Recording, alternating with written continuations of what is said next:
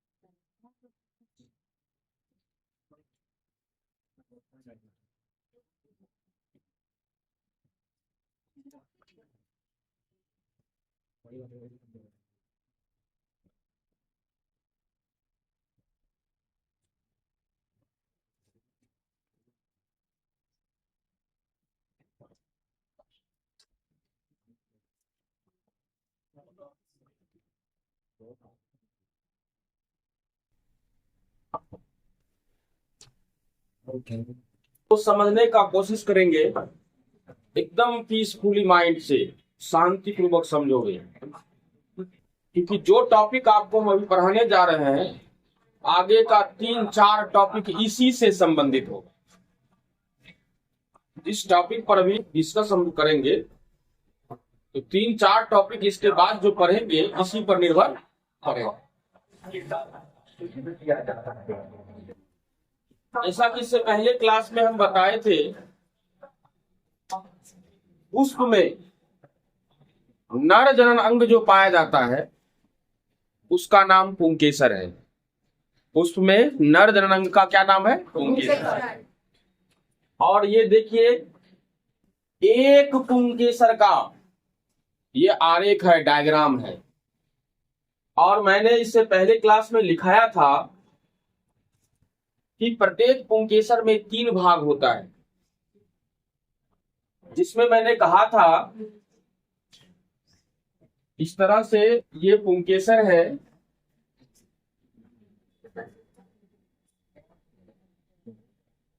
पुंकेसर में शीर्ष पर ये 2 लोब वाला स्ट्रक्चर है, 2 कोष्ठ वाला स्ट्रक्चर है, जिसको हम बाय लोब्ड बोले थे। बाय मतलब 2 और लोब मतलब कोष्ठ। तो पुंकेसर जो नर जनन अंग है, तो पुंकेसर के शीर्ष पर 2 कोष्ठ वाला संरचना पाया जाता है, जिसको हम लोग परागकोश कहते हैं। क्या कहते हैं? परागकोश।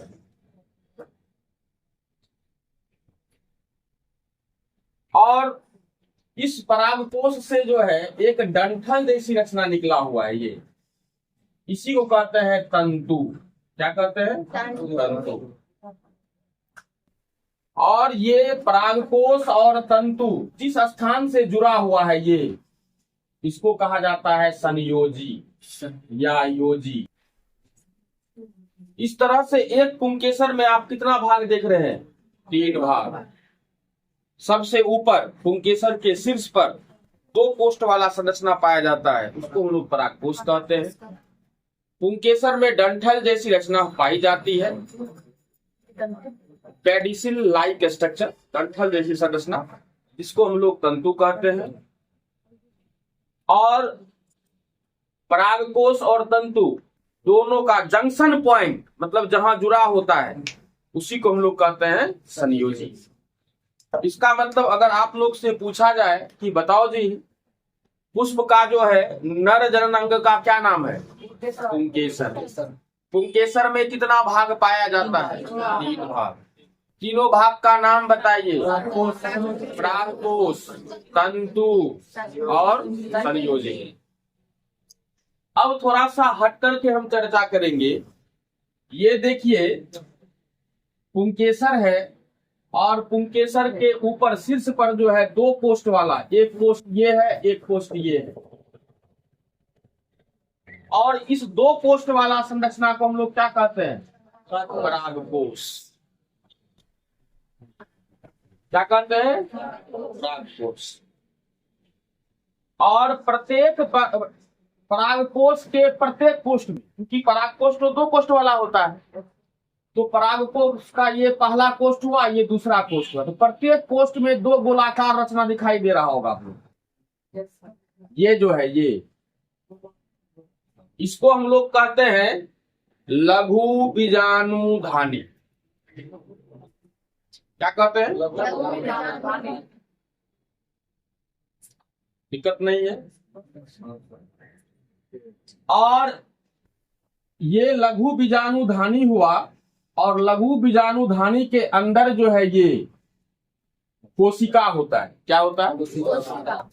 जैसा कि हम लोग जानते हैं बॉडी की संरचना का अगर हम बात करेंगे तो कोशिका से हटकर बात नहीं कर पाएंगे, क्योंकि हम लोग के बॉडी या कोई भी जीव है तो उसका शरीर का निर्माण जो होता है वो सेल अर्थात कोशिका के द्वारा ही होता है।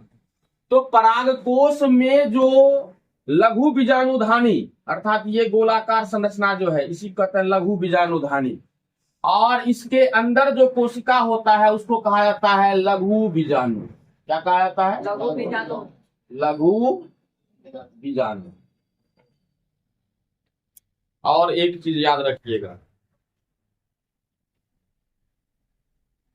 अभी तक के लेक्चर के अनुसार अगर आपसे पूछा जाएगा बताओ जी एक परागकोश में, ध्यान देना, एक परागकोश में 2 कोष्ठ होता है, अब प्रत्येक कोष्ठ में 2 लघु बीजाणुधानी।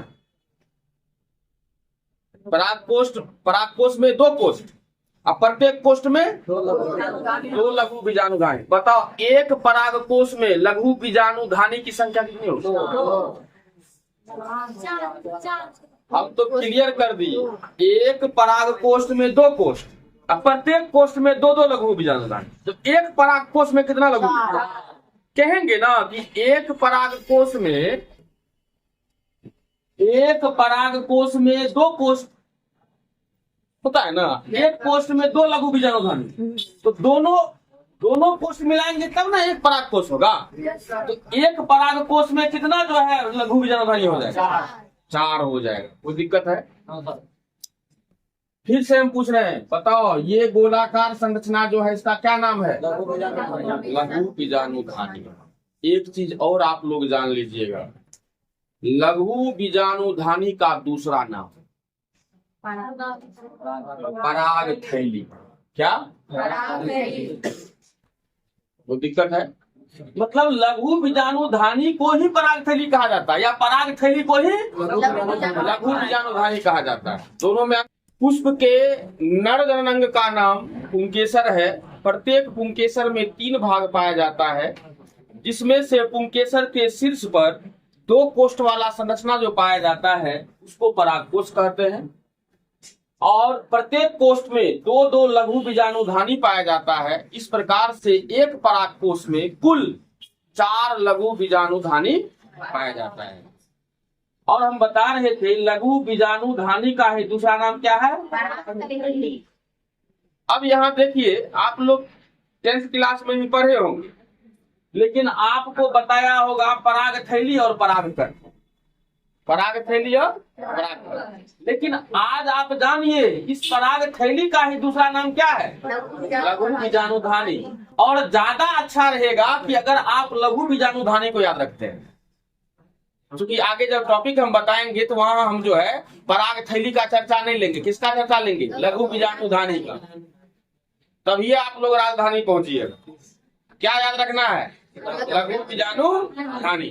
आपसे पूछा जाएगा बताओ जी पराग कोश में जो थैली जैसी रचना होता है उसका क्या नाम है? लघु बीजाणु धानी। लघु बीजाणु धानी का दूसरा नाम पराग थैली। ठीक उसी प्रकार से जिस प्रकार से लघु बीजाणु धानी का दूसरा नाम पराग थैली, उसी प्रकार से इसके अंदर जो कोशिका है उसको कहते हैं परागकण। क्या कहते हैं? अब परागकण को ही क्या कहते हैं? लघु बीजाणु। क्या कहते हैं? इसका मतलब है हम लोग रिजल्ट पर आएंगे, कंक्लूजन पर आएंगे, निष्कर्ष पर आएंगे कि पराग कोश में लघु बीजाणु धानी पाया जाता है और लघु बीजाणु धानी के अंदर लघु बीजाणु पाया जाता है। आप लोग में से हमको कौन बताइएगा, देखते हैं, दिमाग का टेस्ट लेते हैं। आप लोग में से एकदम माइंड को एक्टिव कर लीजिए और बताइए लघु बीजाणु और परागकण में क्या अंतर है? कोई अंतर नहीं है। कोई अंतर नहीं है, क्योंकि लघु बीजाणु का दूसरा नाम क्या है? परागकण। अब दूसरा क्वेश्चन बताइए लघु बीजाणु क्या है? एक कोशिका का नाम, मतलब कोशिका है। लघु बीजाणु क्या है? कोशिका है। अच्छा बताओ तो लघु बीजाणु कोशिका है तो परागकण क्या होगा? बड़ा टैलेंटेड है, नहीं उलझा रहे, सुलझ गया बीमारी। इसी को तो समझाना चाह रहे थे कि लघु बीजाणु अगर कोशिका है, हम बता रहे हैं कि लघु बीजाणु जो है वही क्या है? परागकण है। तो लघु बीजाणु कोशिका होगा तो परागकण क्या होगा? कोशिका होगा। कहीं दिक्कत नहीं है यहाँ तक में? है से देखे तो यहाँ तक क्लियर हो गया। अब देखिए हमने बताया था पुष्प में 4 भाग या 4 चक्र पाया जाता है। पहला मैंने बताया था बाह्य दलपुंज अर्थात कैलिक्स, दूसरा बताया था दलपुंज अर्थात कोरोला, तीसरा बताया है ना बड़ी उमंग। क्लियर हो गया तीसरा। आज चौथा चक्र जो है क्या है? जायांग। अब देखिए जायांग जो है ये पुष्प में पाए जाने वाला पुष्प का मादा जननांग है और पुष्प के सबसे भीतरी चक्र को, इनर मोस्ट साइकिल को, अर्थात पुष्प के सबसे भीतरी भाग को हम लोग जायांग कहते हैं, जो पुष्प का चौथा भाग है या पुष्प का सबसे भीतरी भाग है। तो आपसे पूछा जाएगा बताओ जी पुष्प का सबसे भीतरी भाग का क्या नाम है? जायांग क्या है? मादा जननांग है। क्या कहेंगे? मादा जननांग है। कौन? जायांग जो मादा जननांग है, इसलिए इसको मादा चक्र कहा जाता है। पूछा जाएगा पुष्प के मादा चक्र का नाम बताइए। जायांग। अच्छा जायांग जो है इसका अंग्रेजी क्या होता है? गायनोसियम। क्या होता है? गायनोसियम का पहला अक्षर ची, इसलिए गायनोसियम का संकेत अर्थात सिंबल क्या है?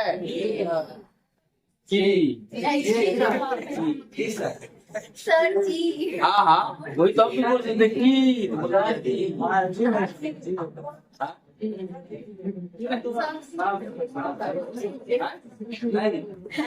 गायनोसियम जो है अर्थात जायांग को अगर कहीं पर जी लिखा देखना, हाँ, तो कह देना कि यह जायांग का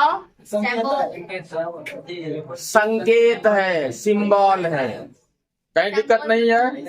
अब देखिए जिस तरह से उमंग का इकाई संरचना पुंकेसर था, उसी प्रकार से मादा जननांग जिसका नाम जायांग है, इसका इकाई संरचना का नाम स्त्री केसर है। क्योंकि ये मादा जननांग न है, मादा चक्र न है, इसलिए आगे में क्या लगा दिया? स्त्री।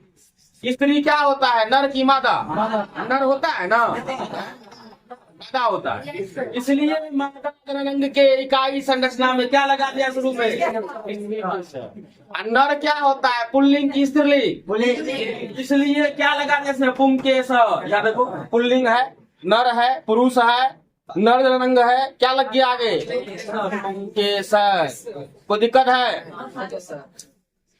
यहाँ तक में दिक्कत नहीं। तो हम लोग जो है नर जनन अंग पुंकेसर का फिगर देखे। Now this time you will have to see about the figure और डायग्राम ऑफ कार्पेल और पिस्टिल। अब हम लोग देखेंगे मादा जनन अंग का क्या फिगर होगा, डायग्राम होगा ना। तो चलिए इसको मिटाते हैं फिर बताते हैं। Where is clock now?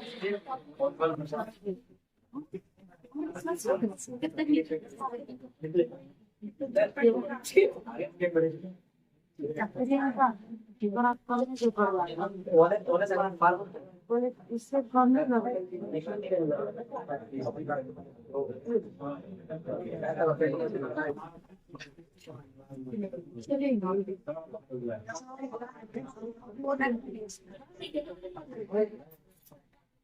मादा जनन अंग का चर्चा, एक्सप्लेनेशन, डिस्क्रिप्शन, वर्णन जो था हम अभी दिखा दिए। अब जो है मादा जनन अंग का क्या नाम है? स्त्री केसर। उसका हम लोग फिगर देखेंगे तो बना लीजिए।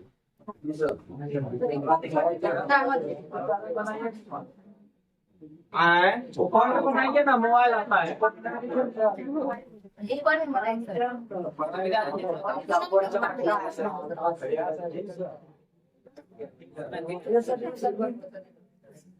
कौन साइड दे? बेसी आकाश का भी कहो कैला पड़ी है। ये बना फिगर रही मैं।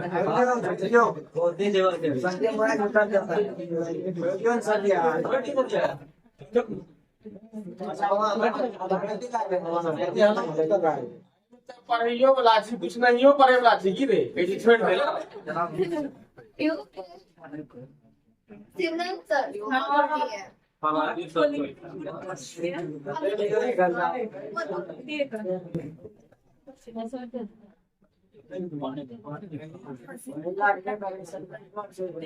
वर्तिकाग्र,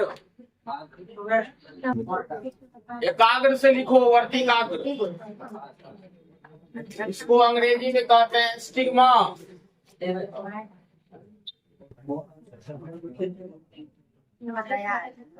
इसको कहते हैं वर्तिका,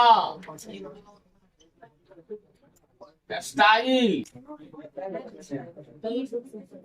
इसको कहते हैं अंडाशय, ओवरी।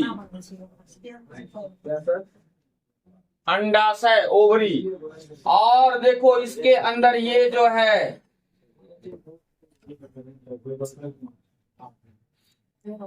इसको कहते हैं जरायु। हल्ला नहीं,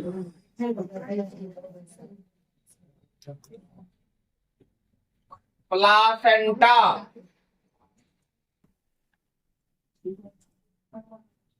और ये जो है इसको कहते हैं बीजांड, ओव्यूल, या इसको कहा जाता है गुरु बीजाणुधानी।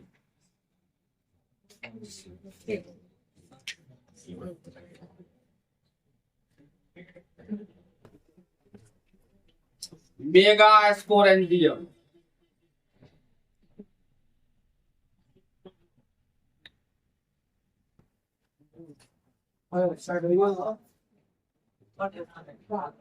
और मेगा स्पोरेंजियम के अंदर भी कोशिका रहता है।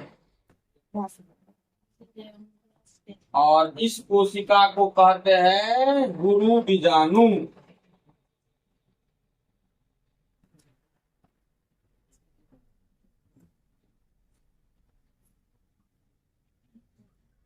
जी जी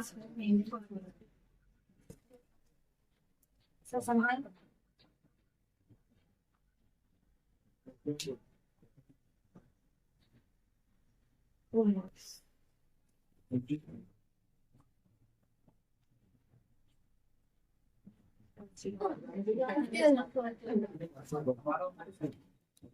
और कार्पेल और पिस्टिल।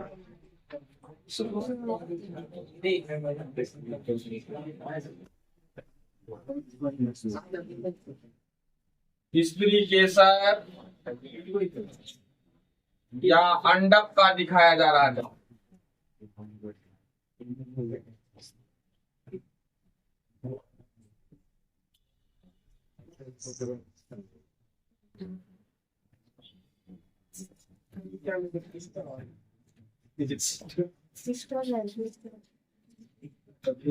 पिस्टल राइफल ने रे पिस्टिल।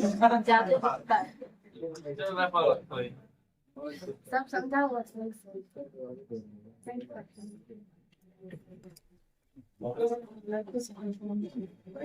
खास कर दूंगा।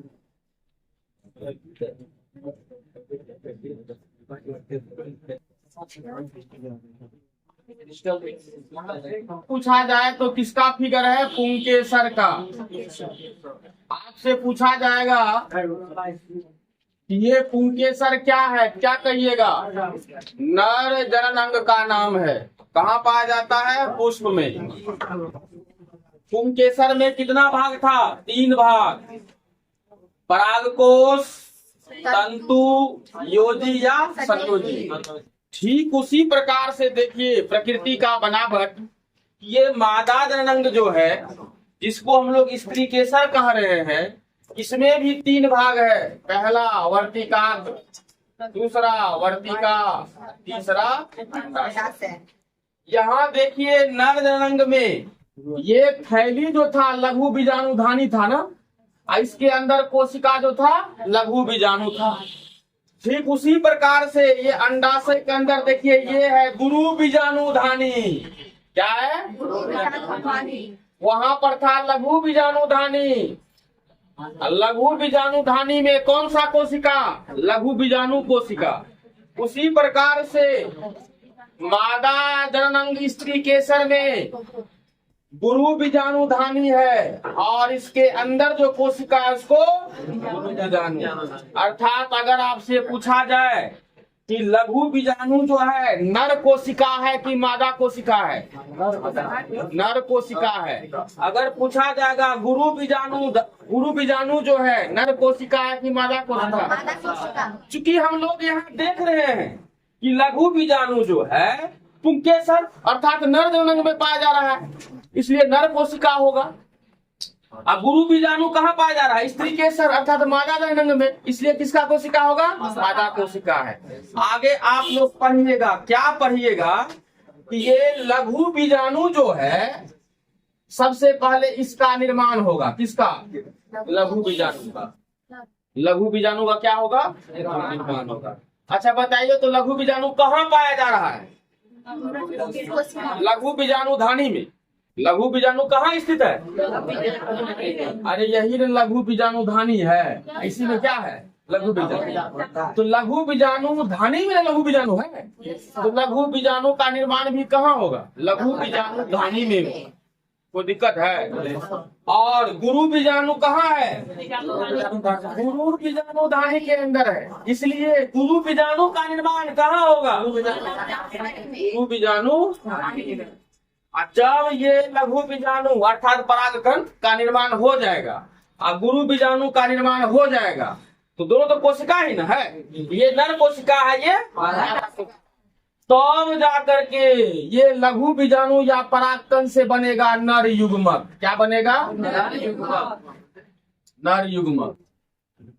और गुरु बीजाणु से जो युग्मक बनेगा वो क्या होगा? मादा युग्मक। क्या होगा? मादा युग्मक। अच्छा बताइए तो पहले लघु बीजाणु बनेगा कि नर युग्मक? लघु बीजाणु चूंकि हम क्या कर रहे हैं, लघु बीजाणु से नर युग्मक बनता है, तो लघु बीजाणु पहले न बनेगा। तो आप अगला टॉपिक पढ़िएगा, लघु बीजाणु जनन, मतलब लघु बीजाणु के निर्माण की क्रिया को लघु बीजाणु जनन। और जब लघु बीजाणु बन गया तब लघु बीजाणु से क्या बनेगा? तब आप पढ़िएगा लघु बीजाणु से नर युग्मक के निर्माण की क्रिया को नर युग्मक जनन कहते हैं। उसी प्रकार से यहाँ आइए फीमेल में गुरु बीजाणु है ना, पहले गुरु बीजाणु बनेगा और गुरु बीजाणु के निर्माण की क्रिया क्या कहेंगे, गुरु बीजाणु जनन। लघु बीजाणु के निर्माण की क्रिया को लघु बीजाणु जनन और गुरु बीजाणु के निर्माण क्रिया को। अब बताइए नर युग्मक किससे बनेगा, लघु बीजाणु। मादा युग्मक किससे बनेगा, तो नर युग्मक के निर्माण की क्रिया को नर युग्मक जनन, मादा युग्मक के निर्माण की क्रिया को मादा युग्मक जनन। अभी तो आप सिर्फ जो है पुष्प का 4 भाग जाने। आप बताइए हम जो कहे थे कि अभी जो हम पॉइंट आपको पढ़ाने जा रहे हैं इसके बाद 3-4 टॉपिक इसी से मिलेगा। जैसे लघु बीजाणु जनन, गुरु बीजाणु जनन, नर युग्मक जनन, मादा युग्मक जनन। बताइए ये चारों पॉइंट इसी से न समझ में आएगा। तो कहने का अर्थ है इसको आप लोग पढ़ करके आइएगा, ठीक है ना, क्योंकि सब पाठ का नाम पूछेंगे, ठीक है ना। जिस तरह से हम समझाए हैं उसी तरह से आप लोग पूरा तैयारी करके आइएगा तो आगे समझ में दिक्कत नहीं होगा। तो आज यहीं तक, same time same place, thank you.